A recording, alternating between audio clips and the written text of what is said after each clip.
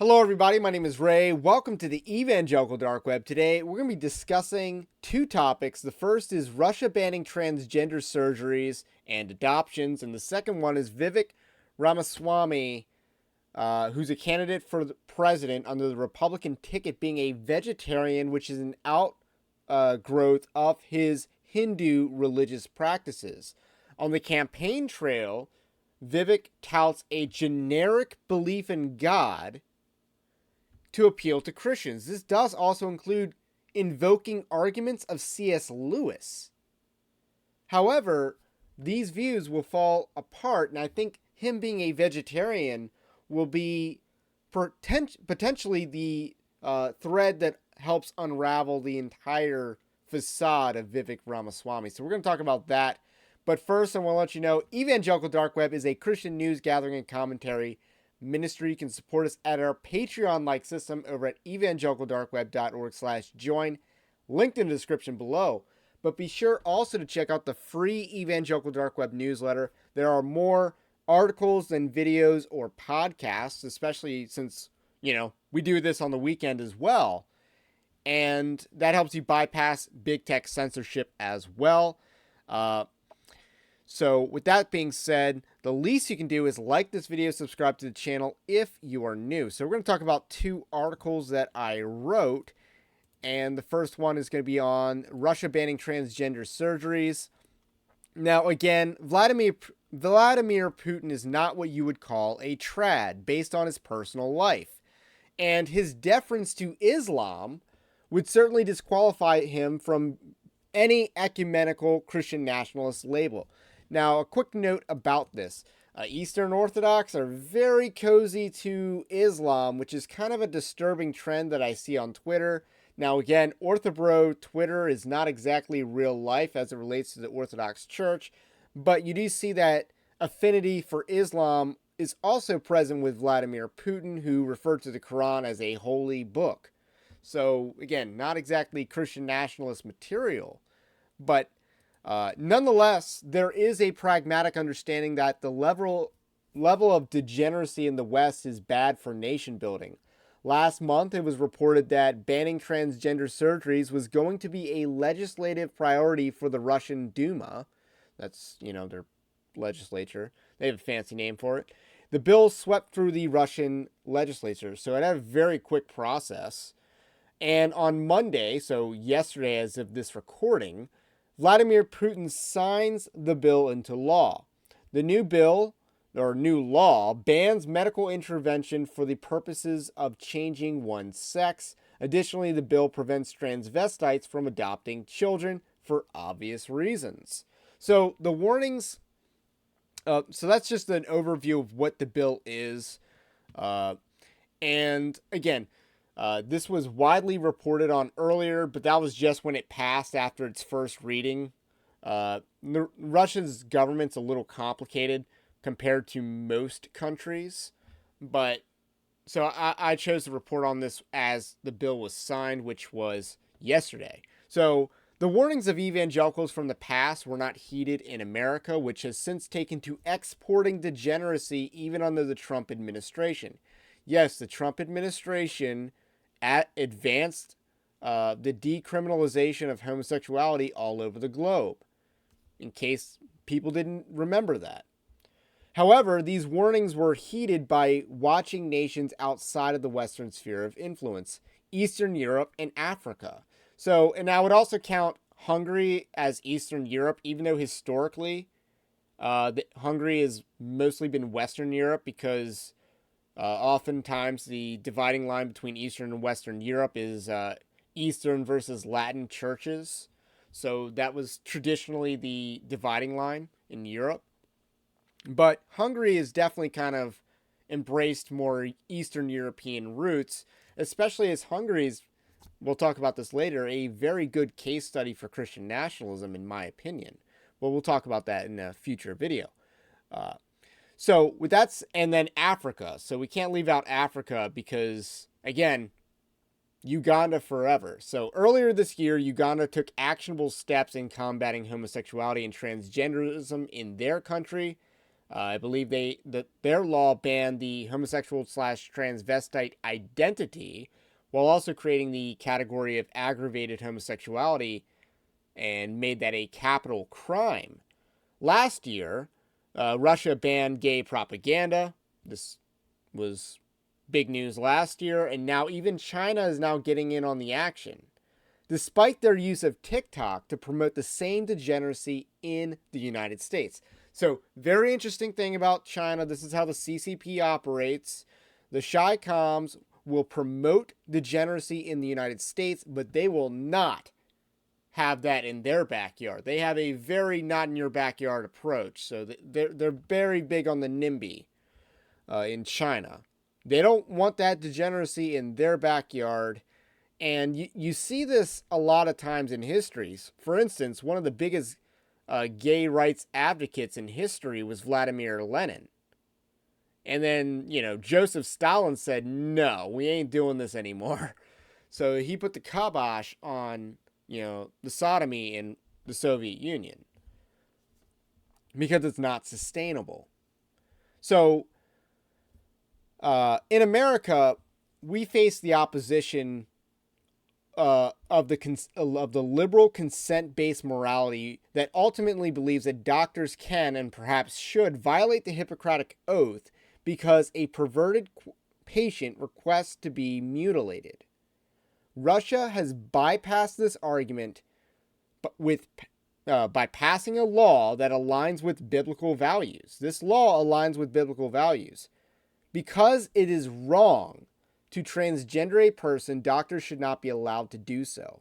Perhaps this will wake up many Americans. Again, the biggest barrier in our country to passing this same law is the fact that all these people believe that in a consent-based morality. That's not biblical whatsoever. That is liberal. That's not even Marxist. It's just liberalism that believes in a consent-based morality, that believes that consenting adults should be able to do what they want so long as it doesn't hurt anyone else. Now, in this case, these same liberals are arguing that doctors hurt people because consenting adults want them to hurt them. Now, because that's wrong in and of itself, it's because it's a sin that has a tangible manifestation, not like lust, which can have one, but lust in and of itself does not, or coveting, which again can have a tangible manifestation like thievery, but it in and of itself does not. These things can be criminalized, and I would argue should be criminalized. So that's the hurdle we have to cross in the United States. Russia has given precedent to this, which I think is a positive development for Russia. It's also a positive development for the United States that we can see examples of people doing what we should be doing here across the globe. And to some degree, I want to say that evangelical Christians might have played some role in this bill being passed in Russia. Can't prove it. The liberal media did accuse and blame evangelicals for the Uganda law. So maybe we'll get that same love from the liberal media, hopefully. And now on to our second topic. Is America ready for a vegetarian president? So Vivek Ramaswamy is someone I've been very critical of. He, I think, is a liar. He has definitely been one of the more interesting candidates in the 2024 Republican field, especially in comparison to Tim Scott, Nikki Haley, and Mike Pence. He says a lot of good things and has not been shy about going on a number of platforms.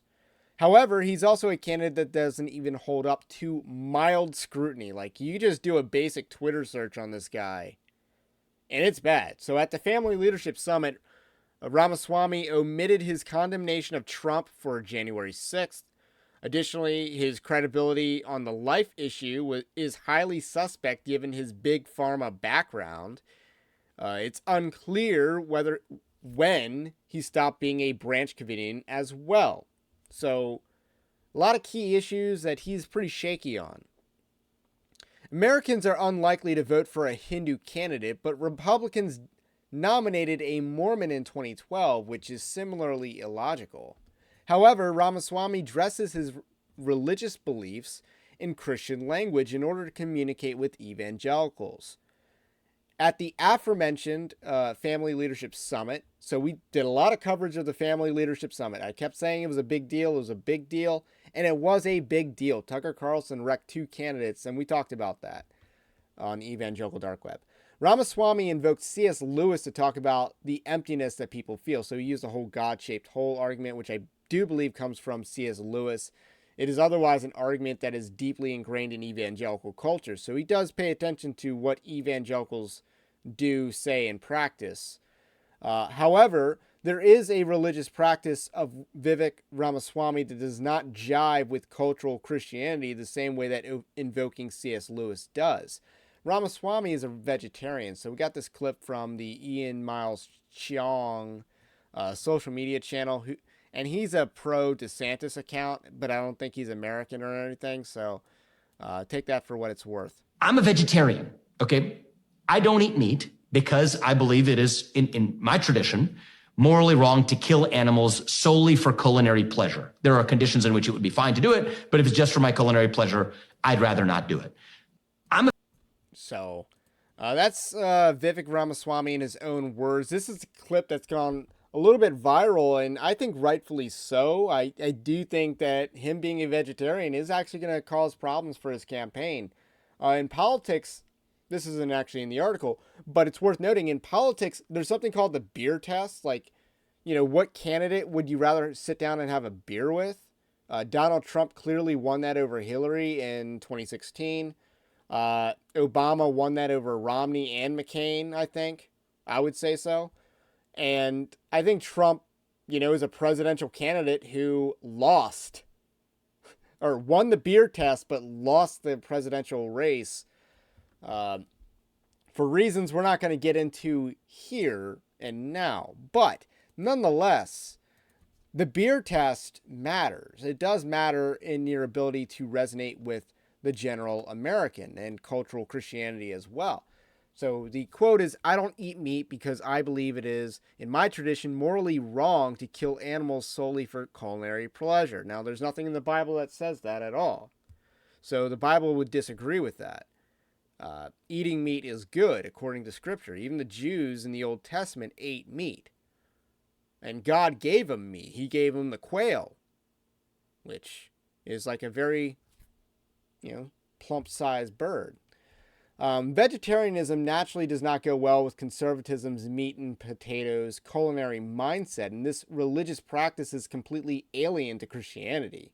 As he employs a moral argument against eating meat found in some Hindu traditions, again, this is a Hindu thing, not unique to Vivek, his facade of worshiping the same God as Christianity will likely erode in the public perception. So I'm theorizing that Vivek Ramaswamy's vegetarianism is going to erode his facade of, you know, I worship the same God as you, that he does. That's his game. And he's a liar, but nonetheless, he won't name what God he worships, but nonetheless, I think this will actually do it more than actual scrutiny will, because at the end of the day, the sad reality is that people just want to be entertained with politics, and they don't want to do things as much as they want to be entertained.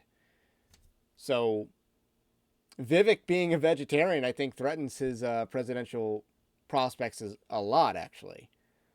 Polling is mixed on whether Vivek Ramaswamy is surging in the race or is just another social media phenomenon. Like RFK on the Democrat side is a social media, conservative media phenomenon. He is not a legitimate candidate in the Democrat field.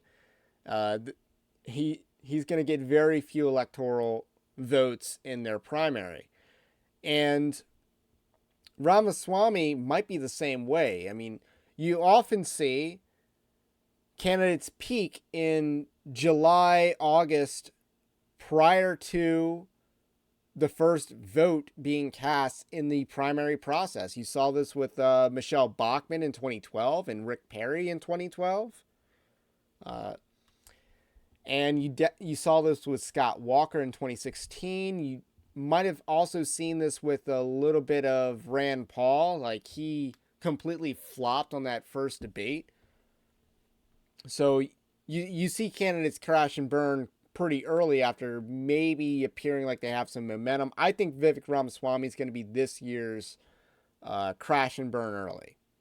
So, and I think being a vegetarian is a contributing factor to that. So anyway, that's all I got to say about that two topics. And we'll catch you on the next one.